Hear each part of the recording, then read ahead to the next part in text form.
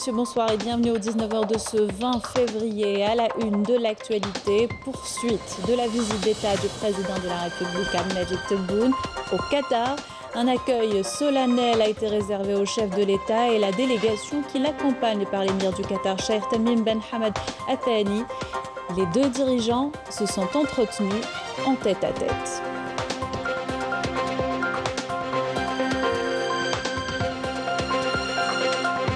Quatre accords de coopération et mémorandum d'entente ont été signés entre l'Algérie et le Qatar dans différents domaines, les affaires étrangères, la justice, la solidarité et la famille et l'éducation, cérémonie supervisée par les dirigeants des deux pays.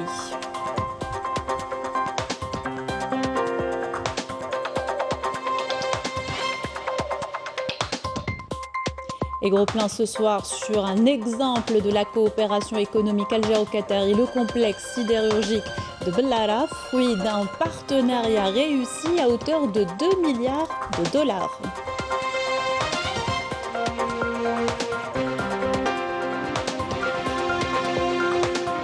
Les 7 terroristes éliminés hier à Skikda ont été identifiés. Leur neutralisation a été possible suite à une opération de recherche de ratissage toujours en cours.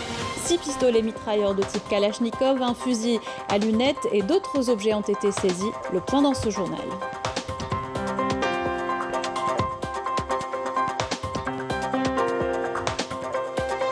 À l'étranger, le Maroc s'embrase de nouveau contre la visite de la ministre de l'économie de l'entité sioniste à Rabat.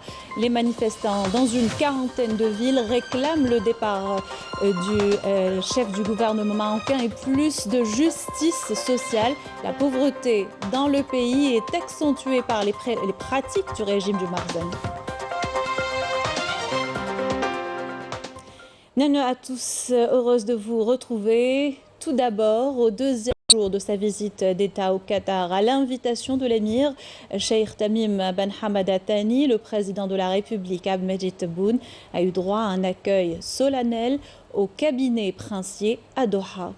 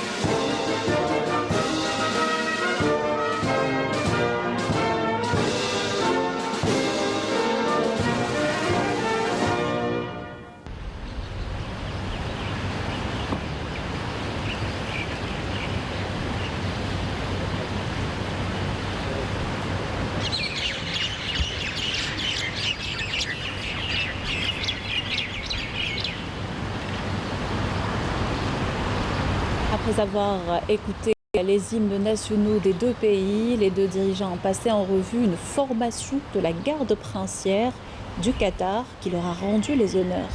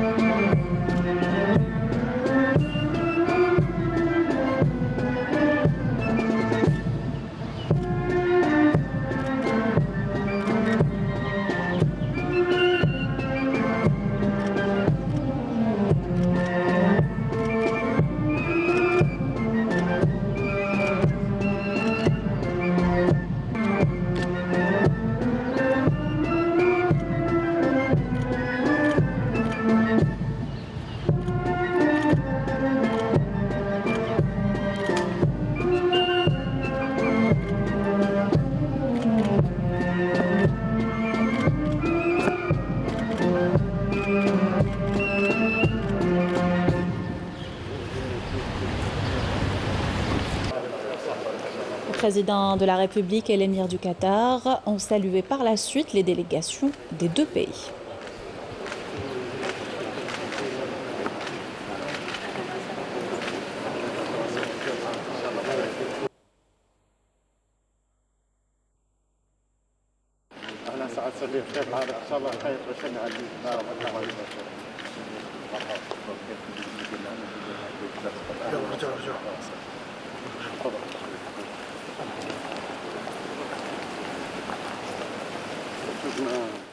Toujours au cabinet princier, le président de la République Abdelmadjid Tebboune s'est entretenu avec l'émir de l'État du Qatar, Cheikh Tamim Ben Hamad Al Thani, des entretiens qui ont inclus les délégations des deux pays avant que les discussions ne se limitent aux deux chefs d'État. Un entretien en tête-à-tête où le niveau des relations bilatérales entre les deux pays a été passé en revue.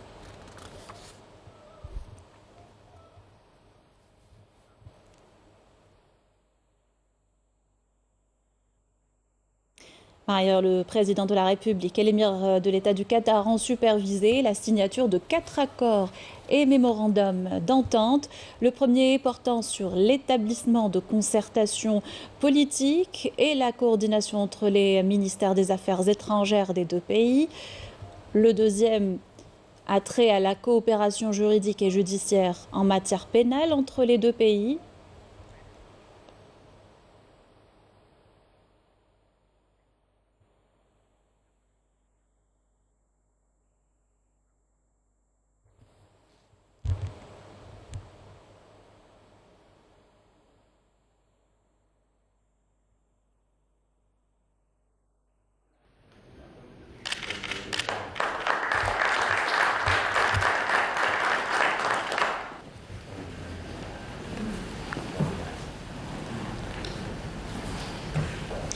Le deuxième accord a trait donc à la coopération juridique et judiciaire en matière pénale entre les deux pays.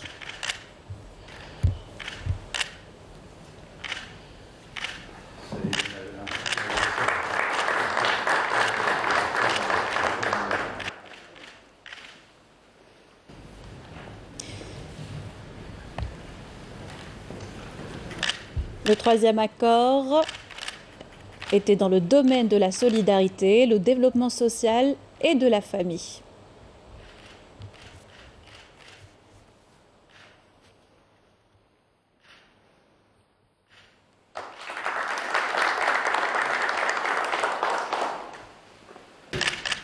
Un quatrième accord, un programme exécutif en vertu de l'accord de coopération dans les domaines éducatifs et scientifiques pour les années scolaires 2022-2025.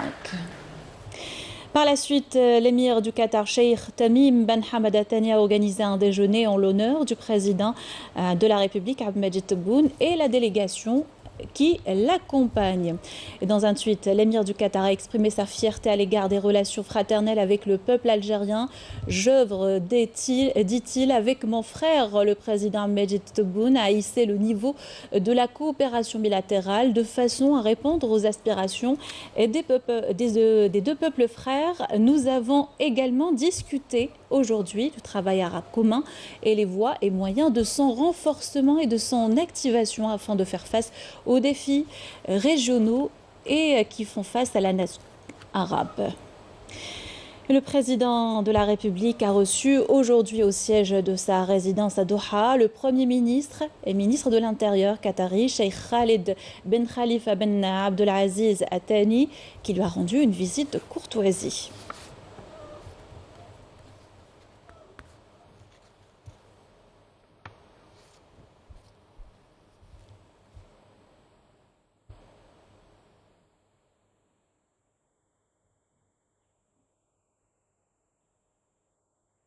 Et en marge de sa visite au Qatar, le président de la République Abdelmadjid Tebboune a rencontré des membres de la communauté algérienne établis dans ce pays.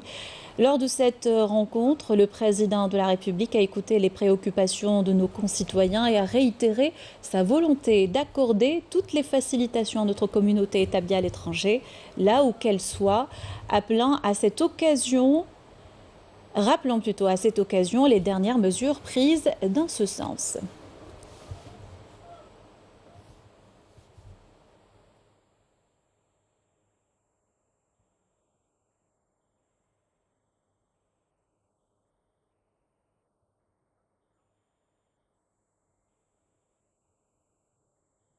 Et l'un des aspects de la coopération économique avec le Qatar, le complexe sidérurgique algérien, Qatar Steel, dans la zone industrielle de Bellara Jijel.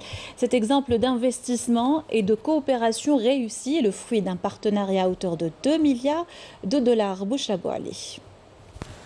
Créée en 2013, la société algérienne Qatar Steel est le fruit d'un partenariat réussi entre l'Algérie et le Qatar. La société opère dans la zone industrielle de Bellara, dans la commune d'El Milia, dans la wilaya de Jijel, où elle exploite un complexe sidérurgique d'une superficie de 216 hectares, avec une capacité de production annuelle de 2 millions de tonnes de fer destinées à la construction. C'est une véritable chance d'avoir travaillé dans l'une des plus grandes unités de réduction directe au monde, dont la capacité de production annuelle est de 2,5 millions de tonnes. C'est donc un honneur et un privilège d'avoir travaillé dans cette usine. Grâce à son importante production, le complexe de Bellara compte répondre aux besoins du marché et exporter ses produits grâce à un partenaire incontournable en logistique, à savoir le port de Jinjen.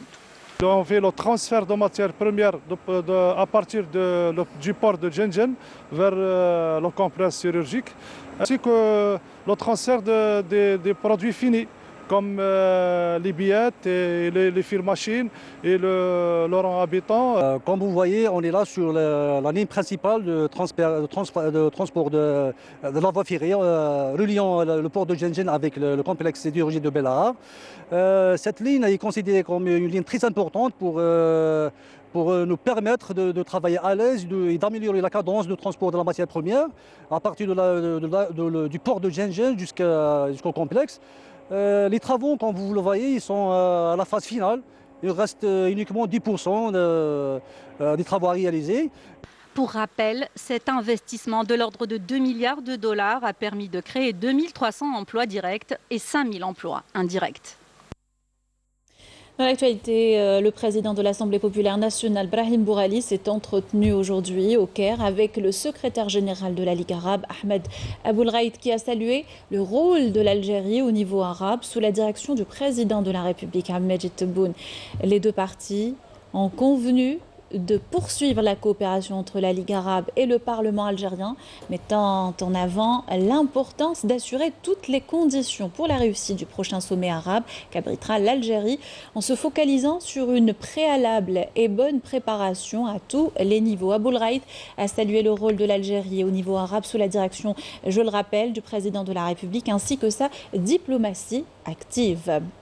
Le Premier ministre Ayman Ben Abdelrahman a reçu aujourd'hui le président du Comité international des Jeux méditerranéens, David Tizzanou, et ce, dans le cadre des préparatifs de la 19e édition des Jeux méditerranéens qu'abritera Oran le mois de juin prochain.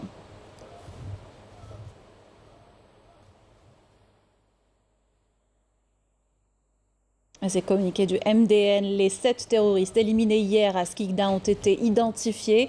Leur neutralisation a été possible suite à l'opération de recherche et de ratissage aujourd'hui, toujours en cours dans la forêt d'Oued Edouar, près de la commune de Benizid, Daïra de Kolo. 6 pistolets mitrailleurs de type Kalachnikov, un fusil à lunettes, des quantités considérables de munitions, des moyens de communication ainsi que des vêtements, des médicaments et d'autres effets ont été récupérés. Les terroristes en question sont Rachid Far dit Abdelhaï a rallié les groupes terroristes en 1994. Abdelhakim Farkous dit Nouh a rallié les groupes terroristes en 1994. Ilyas Dib dit Abou Ismail a rallié les groupes terroristes en 1995. Kamal Bou Yisri dit Ibrahim Al-Qaïda a rallié les groupes terroristes en 1996. Abdelkrim Ghadban dit Abbas Al-Khroubi a rallié plutôt les groupes terroristes en 2002. Khalid Yousfi dit Al-Qaqa a rallié les groupes terroristes en 2008. Et Azdin Sekket dit Al-Maroki a rallié les groupes terroristes en 2009.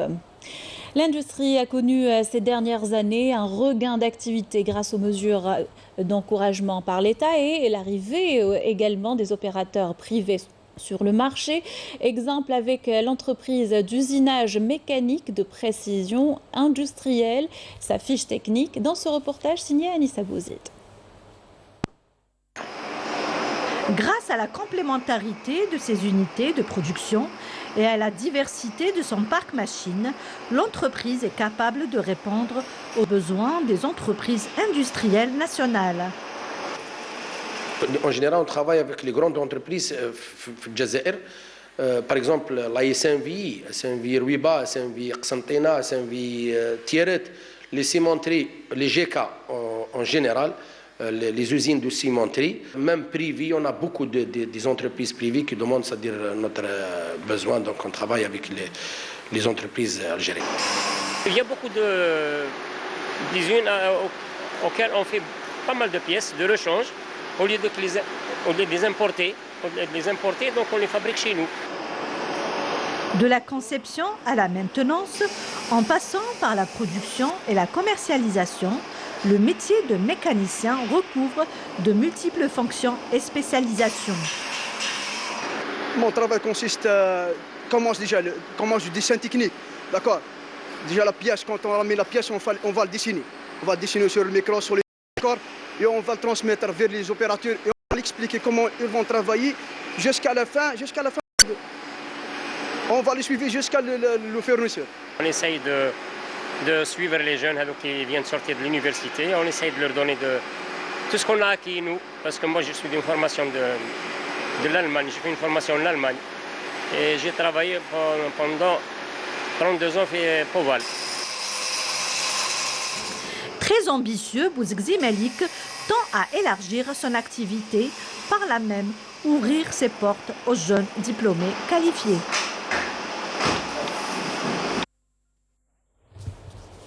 Et cette triste nouvelle, le réalisateur Jamal Ben Deddouch est décédé à l'âge de 80 ans. Le défunt a fait partie de la génération de cinéastes ayant rejoint la télévision algérienne au lendemain de l'indépendance. Parmi ses œuvres les plus connues, Le Conflit, Laboratoire et L'Oiseau Blanc. Il a rejoint par la suite l'entreprise nationale de production audiovisuelle pour y réaliser de nombreuses œuvres pédagogiques. Jamal Ben Deddouch a collaboré avec de grands noms du 7e art en Algérie. Son dernier long métrage, El-Sqi, l'Insoumis, produit en 2007. Le défunt a été inhumé après la prière de l'Asr au cimetière de Oued Roumen à Alger.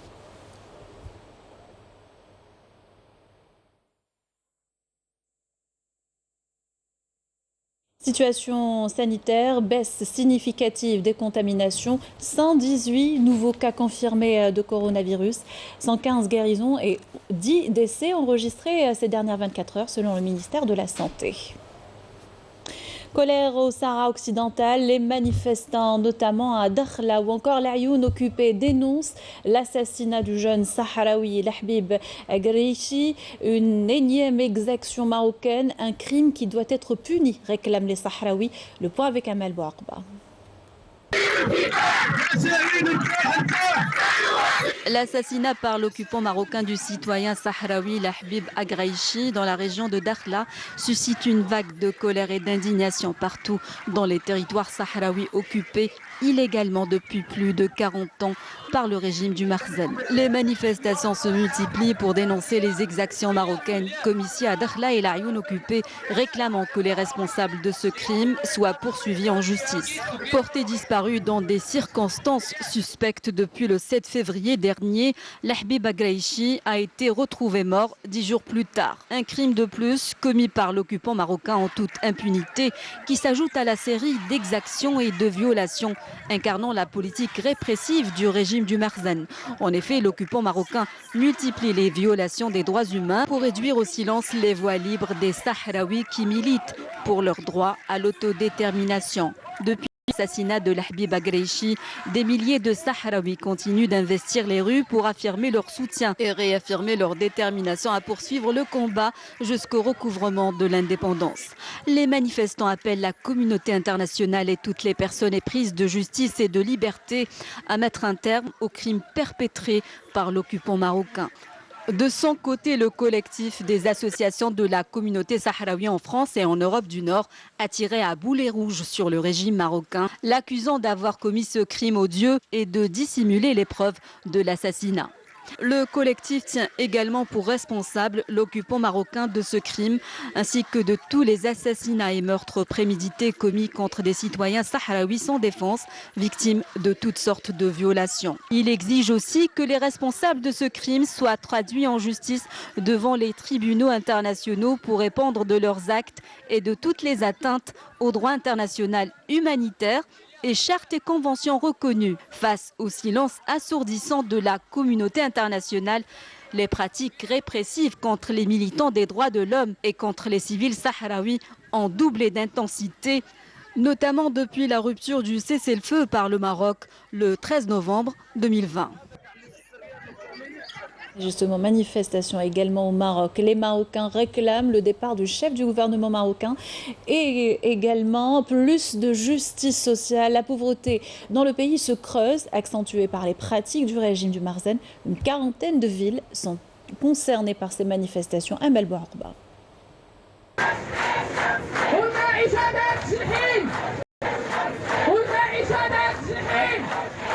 À bas la tyrannie et la corruption, pouvoir d'achat en nette dégradation, flambée des prix. Au Maroc, les slogans fusent de partout pour dénoncer la politique du régime du Makhzen et réclamer le départ du chef du gouvernement, Aziz Akhanouch. Un chef du gouvernement de plus en plus critiqué pour ses décisions impopulaires, ses penchants libéraux et son inertie face à la hausse des prix des denrées de première nécessité et des carburants. Ce dimanche, la colère a gagné plus de 40 villes marocaines à l'appel du Front social marocain à l'occasion de la journée internationale de la justice sociale. Le Front social marocain a appelé le peuple marocain à participer en force au sit-in de protestation pour condamner la tyrannie croissante, la cherté scandaleuse de la vie, ainsi que les restrictions et répressions des droits et libertés publiques et syndicales. La plus grande association de défense des droits de l'homme au Maroc a signalé, je cite, que la journée internationale de la justice sociale intervient au moment où le Maroc connaît de sérieuses régressions, que ce soit en termes de droits économiques, sociaux, environnementaux ou de droits civiques et politiques. L'association a exprimé son soutien aux mouvements sociaux dans leur lutte pour le droit à une vie décente, critiquant l'exploitation par l'État de la pandémie de Covid-19 afin de contrôler l'espace public dans un climat social marqué par des actions de protestation. De son côté, le vice-secrétaire national du Parti démocratique marocain Nehdj a déclaré que la journée internationale de la justice sociale est une occasion importante pour souligner la nécessité d'arriver à un front populaire uni pour renverser le Makhzen et établir la démocratie dans le pays. Selon lui, ce Makhzen maudit a mené une contre-attaque dangereuse qui se poursuit à ce jour. Il a également souligné que le système va changer malgré lui. Pour les Ces mouvements de protestation ont pour objectif de renverser la tyrannie et la corruption et parvenir à une société de dignité, liberté, justice sociale et d'égalité effective entre tous. Dans ce pays, le marasme social s'accentue alors que le monarque marocain fait passer ses intérêts et ceux de son clan au détriment de son peuple. Ces manifestations interviennent au moment où la ministre de l'économie de l'entité sioniste est en visite à Rabat.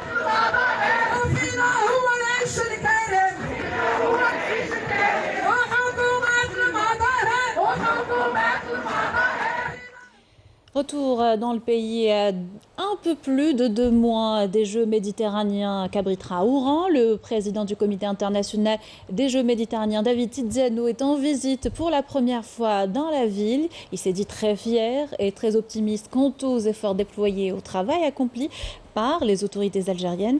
Le but assurer la meilleure des organisations pour cette 19e édition. Commentaire, Samira Hadjammar.